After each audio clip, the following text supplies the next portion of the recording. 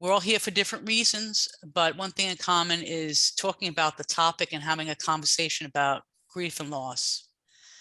And part of this is creating, by you attending today, is to create that space and time to acknowledge the losses, to feel those losses, and to connect with oneself.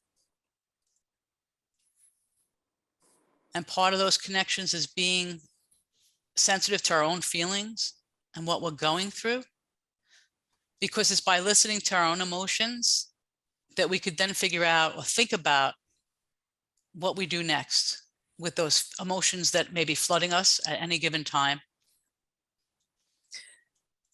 And grief and loss is such a natural part of life, but yet we're not really exposed to accepting loss as part of life.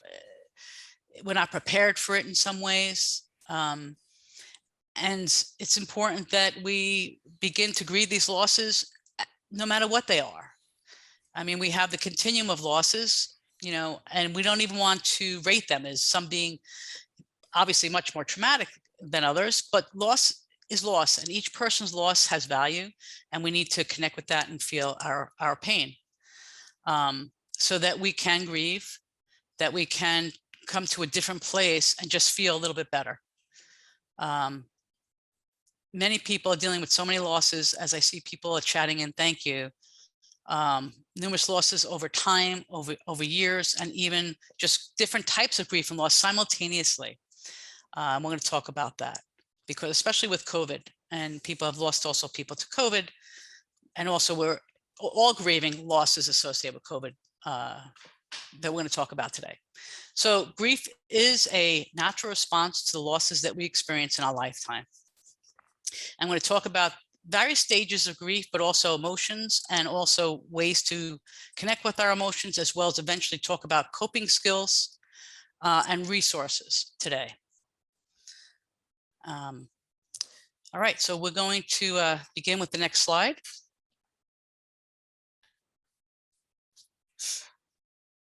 So what is grief, first of all? We're talking about grief, we're talking about loss, but we're also talking about other emotions today, because with grief and loss comes feelings of anxiety, anger, right? So it is sadness, right? So there's many feelings associated with grief and loss, and for each of us that will be different. And also those feelings that we experience, we'll experience them at different times, sometimes within moments of each other. And so that's okay, and that's natural and normal. So grief and loss is natural, normal. We all experience it. We all feel it in different ways. But what do we do with all these feelings, especially when they hit us sometimes so forcefully, right? Well, the first thing we want to make sure people understand is that there's some what we call myths about loss or grief and loss. So for instance, when someone loses a loved one, some people believe, okay, well, people should grieve for about a year and be done. And the reality is there is no timetable for how long we feel grief and loss. And the importance of knowing that is sometimes people are impatient or push folks to feel better sooner than they're ready to.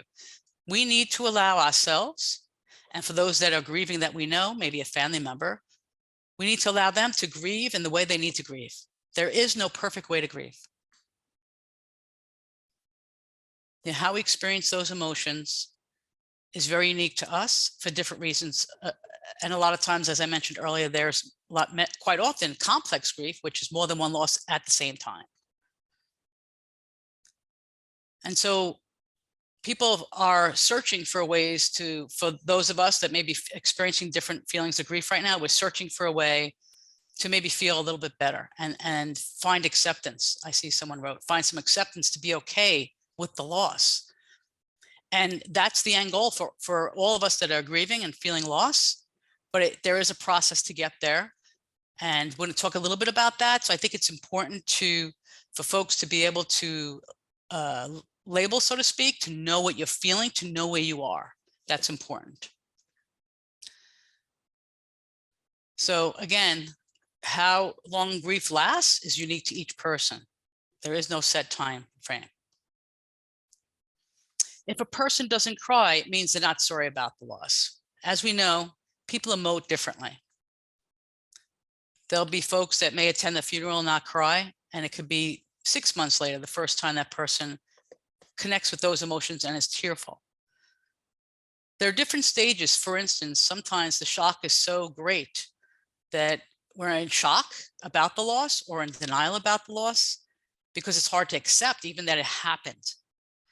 And I'm going to talk a little bit about that later when we talk about Kubler-Ross's stages of loss. But know that, again, there's no right or wrong way for that to happen. It happens the way it happens. And so if you are grieving a loss and maybe you haven't been able to cry, there's nothing wrong with you. That's just the way you're feeling. You're connected right now. And when you're ready to tear, if and when, it could be a week, a month, a year. Each person's different. Again, we need to honor that there's unique ways of grieving for each person. And there's cultural aspects as well. So always consider your own culture, and within your own culture, what are ways that are helpful to grieve. And so we also need to be sensitive for those that if we're a provider or if we're helping a friend, that they may have different ways of grieving based on even culture. And that's important to know. It's important to be strong in the event of a loss. Like, don't cry, tough it out, especially for males. Quite often, because of culture, men are taught not to cry, especially certain cultures, within cultures, that it's not acceptable. It's very healthy to cry. It's not important or needed to tough it out, or especially if you're the parent and you have children. Sometimes you want to be strong for the children that maybe lost their parent, and you're the parent that's there for them. It's okay to express tears and emotions with your children. It allows them to know it's okay to cry and emote.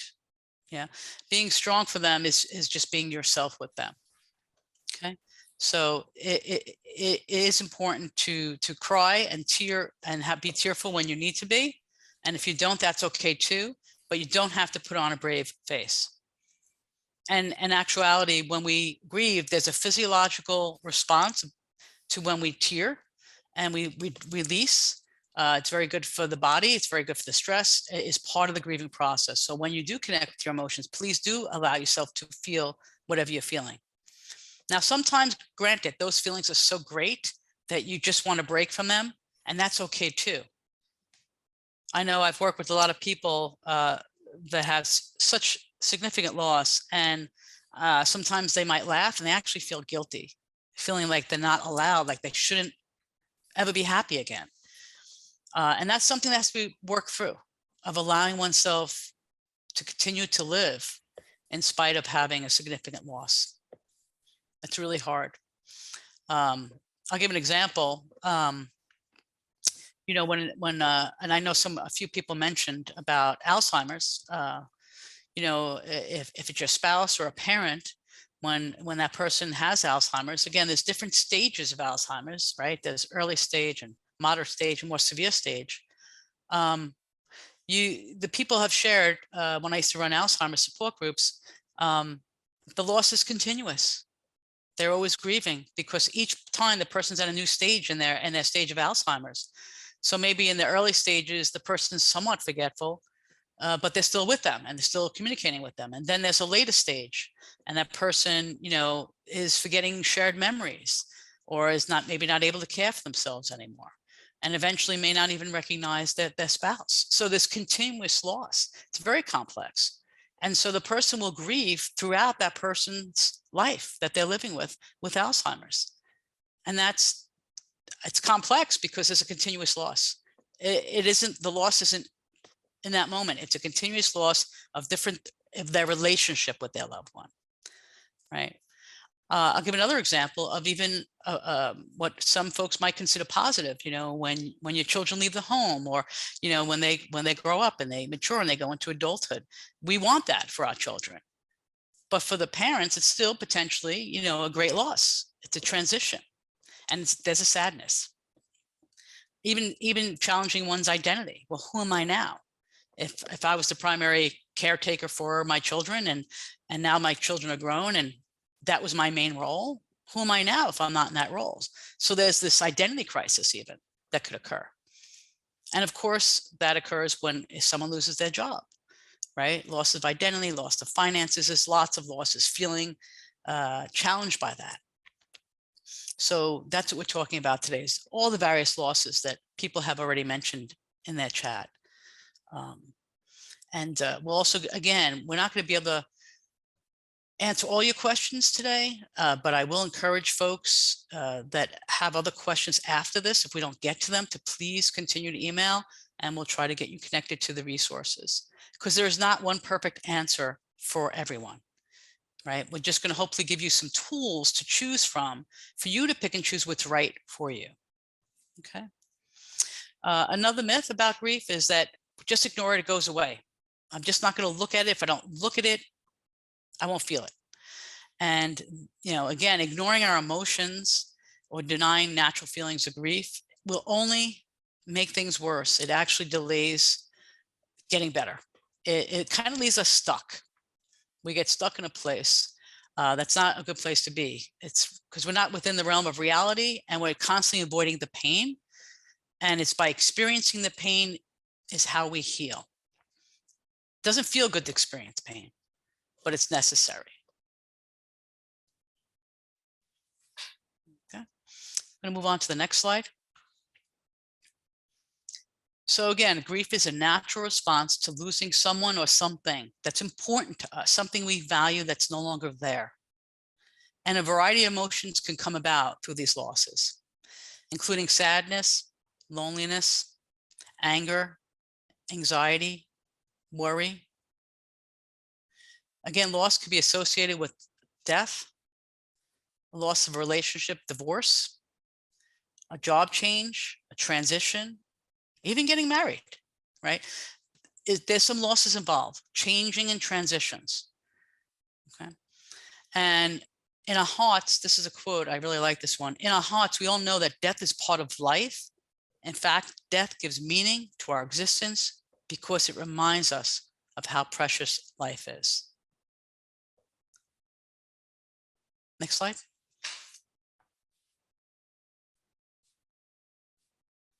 We talked a little bit about the various types of losses that one could experience. And of course, many of us are experiencing a multitude of losses at the same time.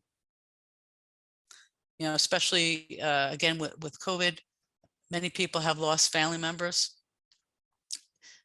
We've lost potentially the way we live our lives. Some people have lost jobs.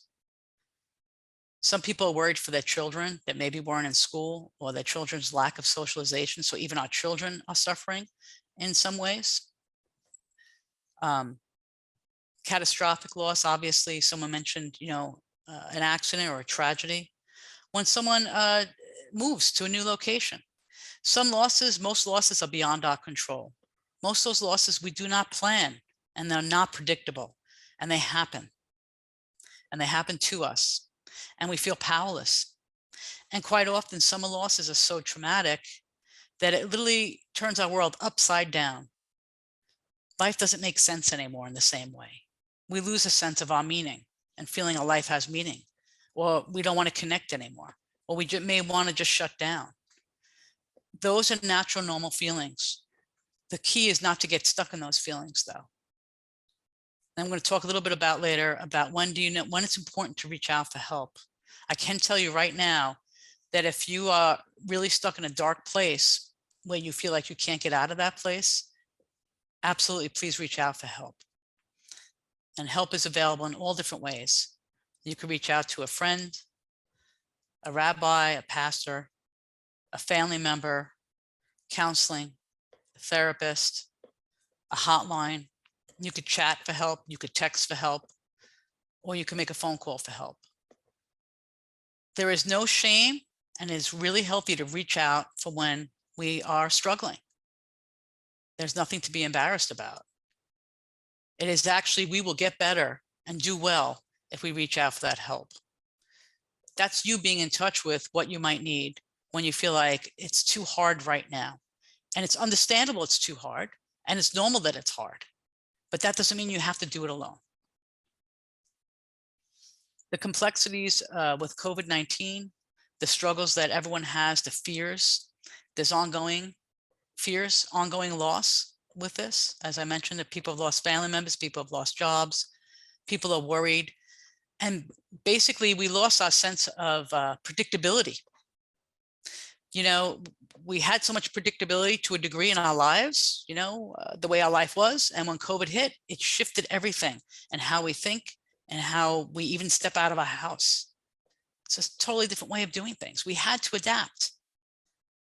And just because we're adapting doesn't mean it doesn't take a toll on us. There's this fatigue that many people feel from what's been happening because of the worry, the anxiety, the fear, the losses.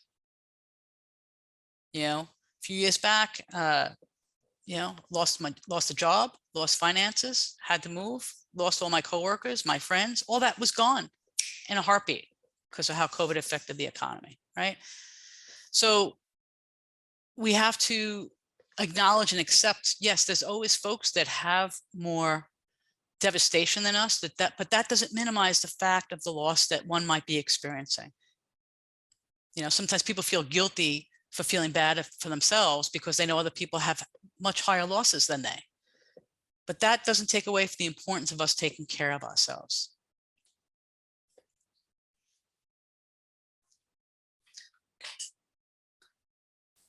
Next slide, please. We talked a little bit about various symptoms that we'll experience as we go through grief, loss, sadness, however you want to label it. All these stages and all these feelings are acceptable.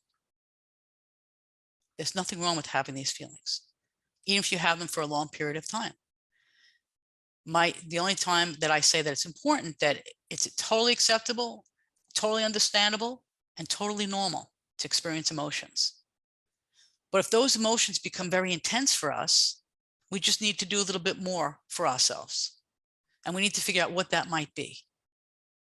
And sometimes there's so many losses happening simultaneously and so many feelings and emotions. If someone said, "How are you doing today?" Sometimes you don't even know how to respond because you're so flooded with so many different emotions at once. You don't have the time to process the losses because there's so many. And they're just kind of being in there, and we're trying to function and do the best we can. And sometimes we need a break from feeling that. And sometimes we need to connect with that and try to process it a little bit more if we can. But feelings of guilt, withdrawal, loss of appetite, fear, anxiety. Some people get physical symptoms as well, stomach pains, back pains. And of course, if you have stress along with that, you could have other symptoms as well. Maybe you're getting sick more often. And also when we're struggling and we have a lot of emotions and we're trying to block them, sometimes, we're not really in the moment because we're shutting down, we're shutting off from ourselves. And sometimes we might shut off to a degree that we're more prone to accidents. You ever driving and you realize like you're home and you don't remember like paying attention to how you got there because we're so distracted. And that's another symptom of grief and loss is distraction, being distracted from everything because there's so much going on. And that's why we're more prone to accidents. So paying attention to what you're feeling. If you feel yourself kind of disassociate, which is what sometimes we do as we try to take a break from the emotions, especially if you're driving, please snap yourself out of it. But if you find yourself disassociating, which means you're just not present, you're not connected, you're just kind of feeling numb, that's when you really do need to get in touch with your emotions because it is detrimental to stay numb for too long. It's detrimental to your health and your well-being. And it also, staying numb it makes it harder to feel better, to work towards different places where you need to get to. But feeling numb is natural and normal. Again, having that feeling for too long of a time and being stuck there is not good. Next slide.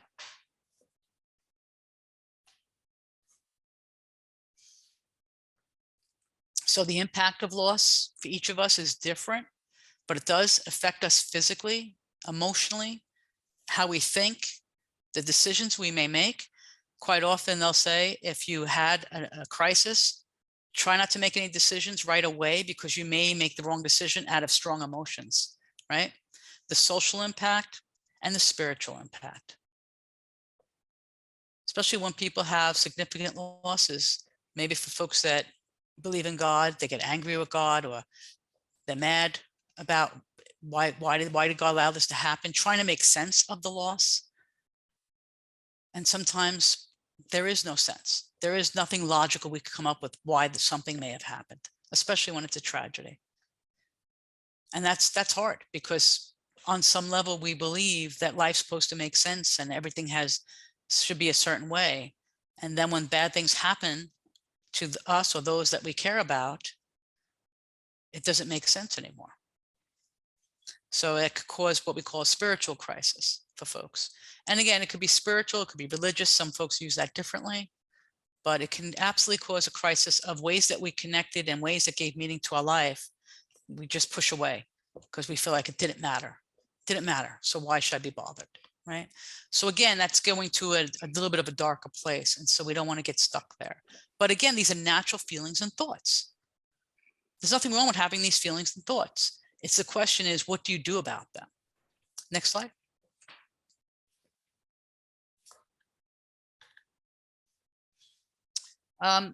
Dr. Kubler-Ross came up with these various stages related to grief and loss. Many of you probably heard them.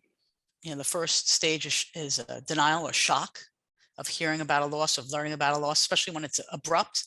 Other losses are kind of sneak in there. They're little losses. It's not even obvious that we had a loss right away sometimes, believe it or not. You know, it's not, because it could be a small loss, something kind of chips away, you know. But again, when it's a shocking loss, this denial and confusion, this shock, the fear, shutting down is quite natural, normal when we first hear of it. Then followed by anger, frustration, anxiety, irritation.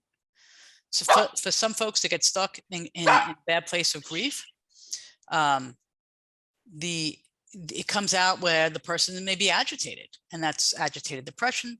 And we're going to talk about depression too, because depression is natural, normal. There's depression that we all feel at various points in our life. Then there's depression that's severe, more severe, that is clinical, so to speak, that is a depression that's clinical, it's diagnosed, right? That a person may need some support for. It doesn't matter the level of depression. Just know that if you're feeling a lot of loss, you're feeling sadness, and it's there all the time, we don't even need to label it. Is it depression? Is it sadness? Reach out for help. It warrants some support. Someone to talk to minimally, and you may decide to see a counselor for that. It's people that specialize in grief and loss, that understand and can support you during this difficult time. Depression, and then eventually the goal is, and someone said earlier, what they'd like to get to a place of acceptance. And again, that stage is not linear, and we could go back and forth in these stages. And getting to the place of acceptance, sometimes we're almost in a place, and then sometimes we have other feelings that still need to be resolved. That doesn't mean that somehow we're failing or doing it wrong if we go back to an earlier stage. It's just where we need to be. It's just where we need to be. And so we need to be patient with ourselves. You know, we'll get to the place of acceptance at different times. And even when a person believes they've reached the stage of acceptance of a significant loss, let's say a partner or a child, then you're feeling okay. You maybe not okay is a bad word, but you're getting on with your life as best you can. You're trying to create new meaning in your life, which is one of the goals of when we're grieving. Try to create meaning in a new way. And then something happens, like a graduation or a significant ceremony, or you're someplace that reminds you of that person, and you feel very sad again. You feel maybe a little depressed. That's normal and natural. Getting to a place of acceptance doesn't mean we expunge and forget the memory, or that the loss isn't there anymore. The losses will be with us forever. And that's okay. That's good, because it's in our memory. And it's okay to grieve at various points, even if we've, so to speak, come to a place of acceptance. It doesn't mean that it's not going to hit us again out of nowhere. And that's okay. You know, I've used this expression and when I've worked with folks that have lost their loved ones to tragic loss. And, you know, even pets, I think that was mentioned earlier. People grieve their pets as well. With with great love, whatever you love, your spouse, your pet, your family, your life, whatever it is, with great love comes great pain. And when we feel that pain of that loss, that is so difficult that we could barely breathe, and that's because of how much we had loved. And that is a gift. That is the gift. But with great love comes great pain. And so when you feel that pain, honor yourself and honor your loved one, knowing that the love that you shared. And really, the goal is to try to integrate that in a different way in our lives, to have that person's memory with us in a different way, that it doesn't cause as much emotional pain eventually, that maybe we don't cry every day or 5 times a day. Maybe eventually it's once a week. And maybe that's as good as it gets, and that's good. That's okay, right? Well, we just need to honor ourselves and where we are with our losses, where we are with our grief. So again, today, many of you are here to get information. That's part of what we want to do, is understanding grief and loss in different ways, the various types of grief and loss that one might experience, getting the information so you could understand maybe where you are or how you could help someone, right? And then knowing when you might need to reach out for emotional support. Anytime you have any loss, if you have a good friend that you could talk to, someone that really honors you and doesn't judge you and really listens to you, that's a good person to speak with, right? That's good to do. Lets people know what you're feeling, where you are. And please make sure you reach out to a person that can give you that kind of love and attention. Nothing's worse than having this grief and loss, and you take the risk of reaching out to a person that doesn't really get it and doesn't understand it. And they don't mean to. They mean to be helpful, but sometimes people don't know what to say. People themselves, each of us, may struggle with grief and loss too, and have a hard time with it. And honestly, some folks avoid it and don't want to deal with it, not because they don't want to deal with you, it's because they don't want to deal with their own emotions related to it. So please reach out to the right person. And if you don't know someone, there are professionals. That's what they're there to help you with. Next slide.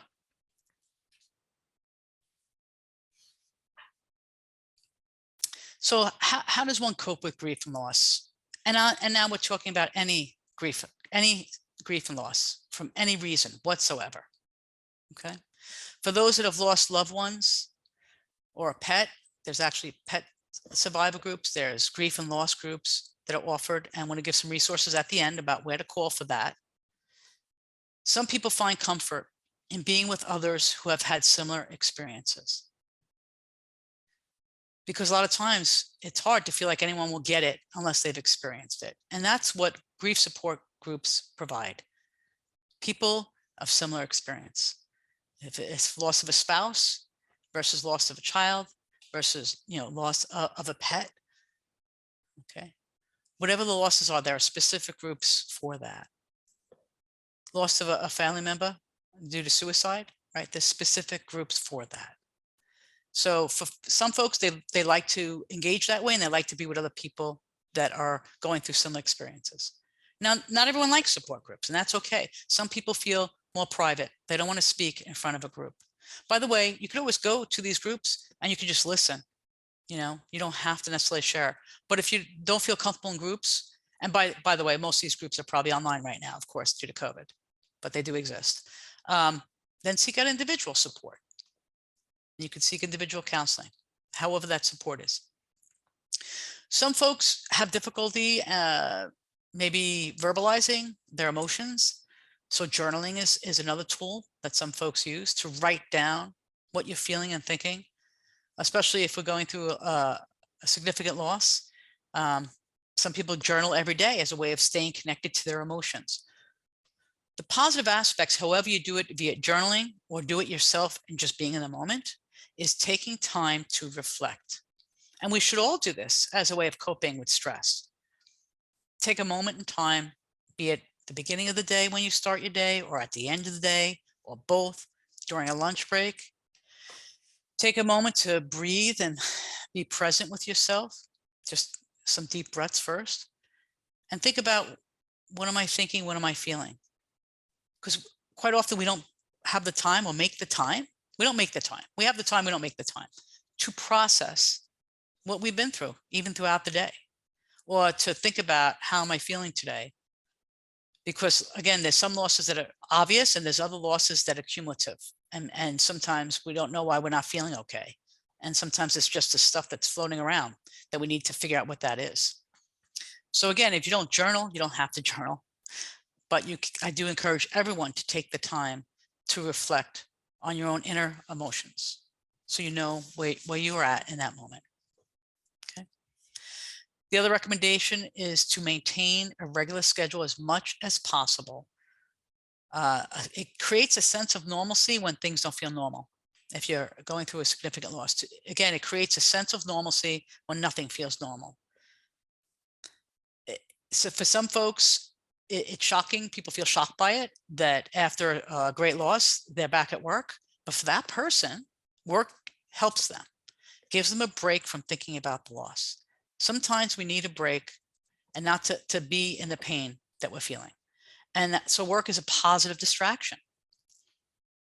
And so for some people, that's an appropriate thing to do. For others, going to work is not appropriate for them. They need to be with their family members. That provides more comfort, and that's better for them. So again, there's no right or wrong way of doing this. Okay. But maintaining a regular schedule, if that's right for you. Okay. Sleep as best as possible. Sleep usually gets disrupted, but not sleeping only adds to the difficulty with stress and emotions. So getting as much this proper sleep is good. Okay. Seeking out counseling, as I mentioned earlier, in any form you see fit, be it in groups, individual, a counselor, a therapist, again, a religious organization, so they have groups as well. Hospice has support groups. And exercise as best you can, even if you're just going for a walk, being out in nature, just getting the body physically, because that helps physiologically. Obviously, it gives you also some endorphins, which helps fight some sadness and depression. It also is a positive distraction for you. Positive distractions are really good. Sometimes we just got to take a break from all these emotions, not thinking about the loss or what we're going through. Just put it aside for just a moment. It's okay to do that, to take care of yourself. Positive distractions could be anything that works for you. Some people, it's, sitting and talking with friends, having a cup of tea, taking a long bath, lighting candles, reading a book, exercise, whatever works for you. Again, you need to come up with what works, what has worked for you in the past. What are some things that make you feel good? Being with friends, being with your kids, being with family members, listening to your favorite song, whatever that might mean for you. Just try to give yourself that break sometimes. And of course, eating well. Usually it's the first thing that goes out the window, is eating well and taking care of ourselves. It's because at that point, with so much emotions, we don't even think about it or don't care about it. But is one of the most essential things to do is eating well, because that nutrition helps us physiologically, helps us cope better, keeps the sugar regulated. So important. Those are just some suggestions. Now I'm going to ask you all if you could write in some suggestions about things that help either you cope or things that you've seen other people use that help them cope when they're dealing with some grief and loss. Maybe what's helped you or what's helped others. Please chat those in now. I appreciate it. Thank you.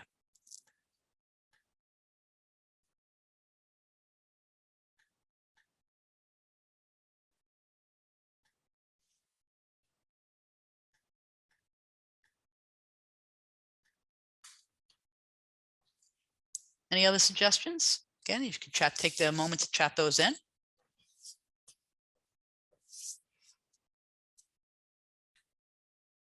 Using a calm app. Thank you. Yes, excellent. Music. Honoring their memory. Getting outside, calling a friend, taking a drive. Drawing, painting, dancing. Escaping into podcasts.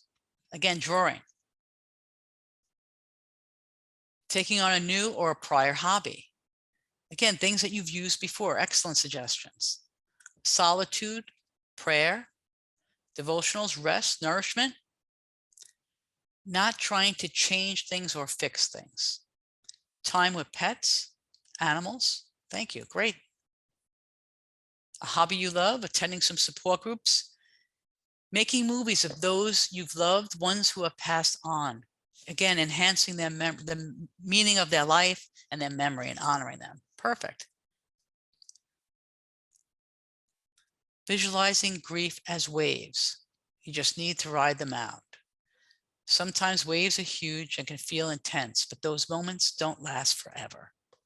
Very good. Thank you. All right. Thank you all for making those wonderful suggestions. And again, sometimes those things don't appear maybe to help for some that are dealing with when a family member passes. I understand that. Some of these things aren't going to necessarily make it better. But it's important to still try. Some of it is, you know, they have this expression, fake it till you make it. So sometimes you do these things in spite of not feeling better by them. The act of trying to get out of that place, sometimes eventually you might get there. You never know when that might happen. Going to the beach and reflect.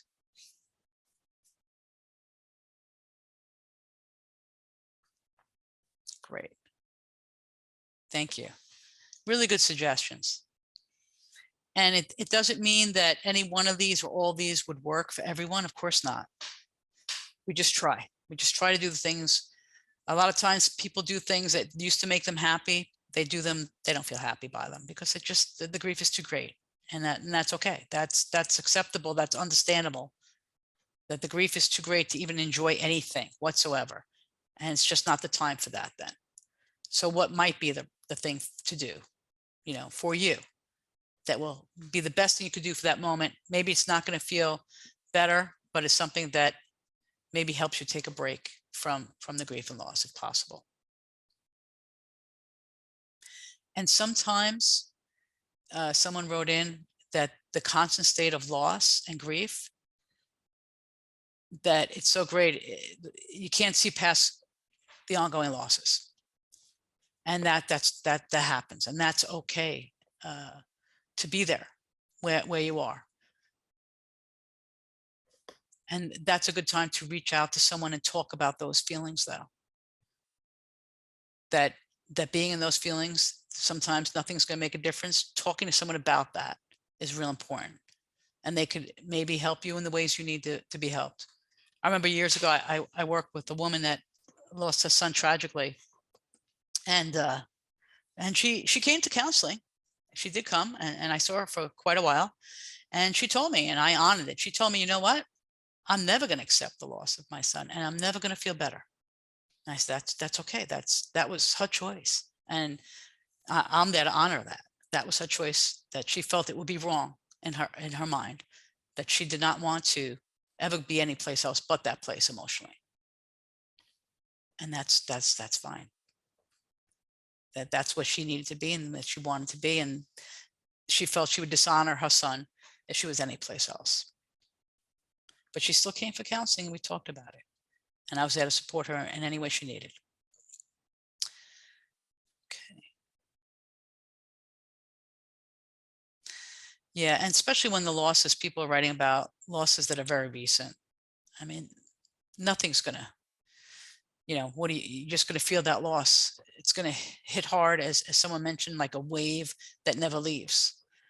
And it's important to have that support for you when you're feeling those feelings. So you're not alone with those feelings, or to be with others that have similar feelings. The void never goes away with significant loss, with great losses. Just want to feel the pain a little less. It may be the goal. I want to thank you all for sharing all these things. Someone mentioned a book, It's Okay That You're Not Okay, by Megan Devine, talking about bearing the unbearable. Thank you for that recommendation. So some people read books as well on the subject, as was just mentioned about this book, It's Okay That You're Not Okay. People say, which book should I read? By all means, you all could type in some books that you think have helped you, or that helped others. I always tell people when they say, well, what book should I read? I always tell people, pick out a book that speaks to you, what you feel. If you'd like to do that, that's helpful, because you know, each person connects in different ways. But yes, definitely what they call bibliotherapy. Some people read and it helps them because they see themselves in those pages. They feel that, oh, I'm not the only one that's going through this. Someone wrote a book about this and they feel the way I feel, or they felt the way I feel. And someone talked about the difficulty in grieving a loss when it's a loss due to a change, due to an injury that a person may have, and they're still with you. And so the person's still alive, of course, but they're no longer the same. And that's a loss for that person, and it's a loss for those that are with that person. And that's real and that's understandable. That grief and that loss is there, and it's ongoing loss. As I mentioned with folks that have loved ones with different medical conditions or Alzheimer's or any other medical condition that takes away from that person's life in a way that they can't have the same relationship with you anymore because of the severity of their medical condition or injury. Yes.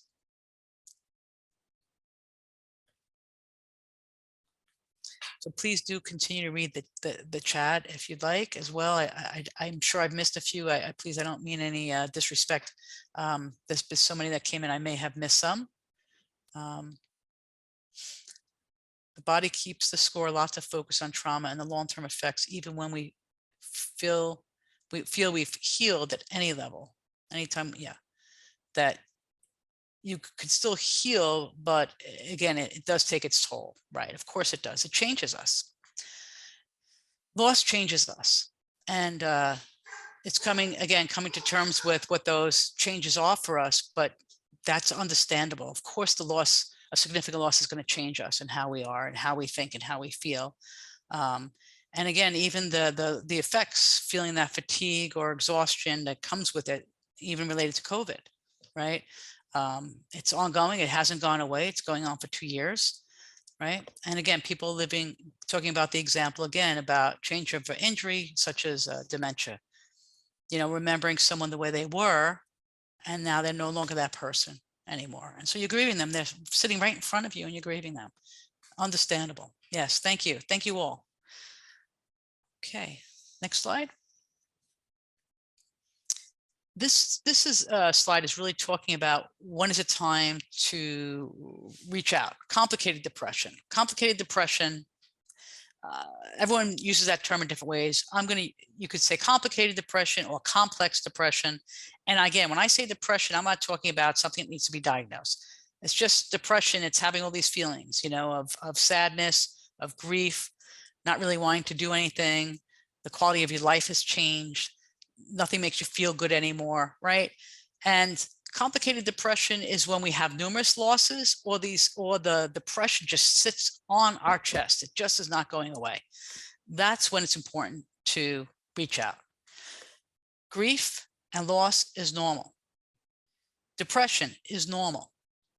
The thing is, when is it time to get more support because it becomes too heavy of a burden on our own? That's when I'm talking about complicated depression, really what I'm speaking to is when is the time to reach out for more support. And so again, I would say when the heaviness is too much. And you know it is, you feel it, you know it. And not to sit with the heaviness by yourself, that depression that's sitting on your chest, that heaviness, the loss, the sadness, whatever you want to label it. But you know what it is because you're the one that's in your body. You're the one that's experiencing it. Please reach out for support. Do not sit with those feelings on your own. Okay, next slide. Again, we talked a little bit about that. Help, whatever that means to you. You know, help is talking to a friend, reaching out to someone, getting counseling, getting a therapist. And so for some folks that there's nothing wrong with it if they need medication, because the depression is, don't even want to leave the house. You just don't even want to get up anymore. And then even when you have those thoughts, even more so, please reach out if you're in crisis. If you feel like you want to give up, you're thinking about suicide. When you're thinking about you don't want your life to go on anymore because of the losses. Please reach out.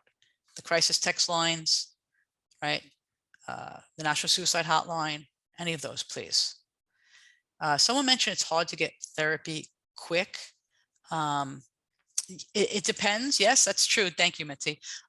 If you do need counseling right away, it really depends. Honestly, part of that is what resources you have available to you. Quite often counseling is offered in various churches. There's a lot of neighborhood clinics as well that offer counseling. There are also, if you have insurance, you contact your insurance number to see if you could get services. Quite often, because there's such a delay, they allow folks to use like things like, as they have for medical, like teledoc, there's like telehealth, there's ways of reaching folks quicker, there's resources. Camarillo is mentioned as a local and often free in Ventura County. And again, some may have Medicare. So again, there's different insurances to contact to try to get support. A lot of times support groups are available also online and are free. So please use those resources. You should get help when you need help. How do you know when you need help? If you connect with yourself and you're honest with yourself about where you are and knowing you're in a bad place, that's when you should reach out. And really you should reach out before that. I recommend people reach out before they're in a bad place, obviously, but sometimes for those that are in a bad place, please reach out. For those that are going through loss and it's challenging, understandably so, why not reach out for help now? We don't have to wait to have severe depression or even to be struggling a lot. The sooner we get support, the better we're gonna be. It's not going to make the loss go away, but we're going to have the support. And there is something to having a person that you can reach out to. And again, if it's not counseling, it could be a friend, it could be a family member, but having another person know where you're at, it's kind of a thing that I do. It's like, you know, whenever I travel, I always let, you know, one of my kids know. I think someone should know where I'm at all times, right? This is where I am. This is the hotel I'm at. I mean, that seems like a simple thing, but someone should always know where you're at, you know? So please connect with at least one person if you feel that you're able to or ready to. Okay, next slide.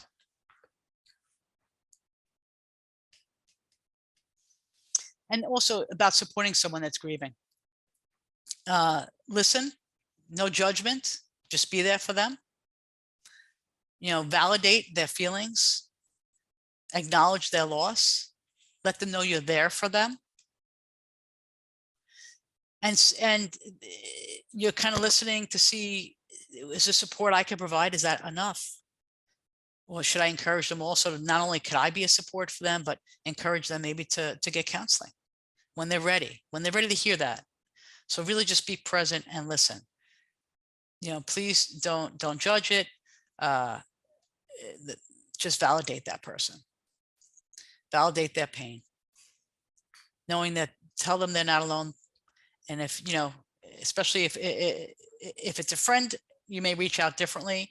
If you're a counselor or a provider, again, you want to let them know you're there for them. You may be the first person that person opened up to, and they took that risk, you know. Again, if you need help, there are also many other ways of learning how to help people that are grieving. There's a lot of websites with that information, understanding the stages, understanding the resources. That's what you're here doing today. So I thank you for doing that. Next slide.